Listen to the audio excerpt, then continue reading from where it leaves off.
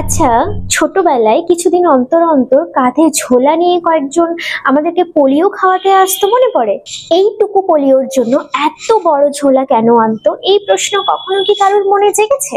ভ্যাকসিনকে উৎপাদনকারীদের থেকে শুরু করে ব্যবহারকারী অবধি পৌঁছানো পর্যন্ত নির্দিষ্ট তাপমাত্রায় ভালোভাবে সুরক্ষিত রাখার এটা একটা সিস্টেম, যার খুব সুন্দর একটি নাম আছে, দ্যাট ইজ কোল্ড চেন। সাধারণত ভ্যাকসিন 2 ডিগ্রি সেন্টিগ্রেড থেকে 8 ডিগ্রি সেন্টিগ্রেড তাপমাত্রায় সংরক্ষণ করা হয়, কিন্তু এর ব্যতিক্রমও রয়েছে। কোল্ড চেনের মূল উদ্দেশ্যই হলো ভ্যাকসিন যেন তাপ, আলো বা জমাট বাঁধার কারণে নষ্ট না হয়। এর মোটামুটি 4টে কম্পোনেন্ট: স্টোরেজ বা সংরক্ষণ, ট্রান্সপোর্ট বা পরিবহন, মনিটরিং বা তদারক, প্রশিক্ষিত জনবল বা হিউম্যান রিসোর্স। তো এই স্টোরেজ ইকুইপমেন্টের মধ্যে আছে ILR বা আইস লাইন রেফ্রিজারেটর, যা ভ্যাকসিনকে 2 ডিগ্রি থেকে 8 ডিগ্রি সেন্টিগ্রেড তাপমাত্রার মধ্যে রাখতে ইউজ করা হয়। Second is deep freezer. এটি একটি বিশেষ কম্পোনেন্ট যেখানে বিশেষ কিছু ভ্যাকসিন সাথে আইস প্যাক খুব নিম্ন তাপমাত্রায় সংরক্ষণ করে রাখা হয়। থার্ড ইজ ভ্যাকসিন ফ্রিজ বা কোল্ড রুম।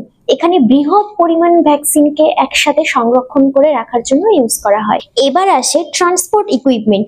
প্রথমেই আসে কোল্ড বক্স, জেলা বা উপজেলা পর্যায়ে ভ্যাকসিন পরিবহনে ইউজ হয়। সেকেন্ড আসে ভ্যাকসিন ক্যারিয়ার, আউটরিচ সেশনের জন্য স্বাস্থ্যকর্মীরা ইউজ করে থাকে। আর আইস প্যাককে ইউজ করা হয় কোল্ড বক্স ও ক্যারিয়ারকে ঠান্ডা রাখার জন্য। এবার আসে মনিটরিং ডিভাইস। প্রথমেই আসে VVM বা ভ্যাকসিন ভাইল মনিটরিং।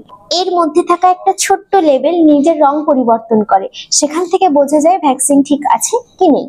রিমোট মনিটরিং বা ডেটা লগার দীর্ঘ সময় ধরে তাপমাত্রা রেকর্ড রাখে। হিউম্যান রিসোর্স বা প্রশিক্ষিত স্বাস্থ্যকর্মী যারা সবসময়ই ভ্যাকসিনের স্টোরেজ, ট্রান্সপোর্ট বা ইউজের দায়িত্বে থাকে। আর আপনাদের ভ্যাকসিনের কি দরকার? কিছু একটা হলেই মেলা বাবুনে খানা খায়া, তাতেই তো শেষ।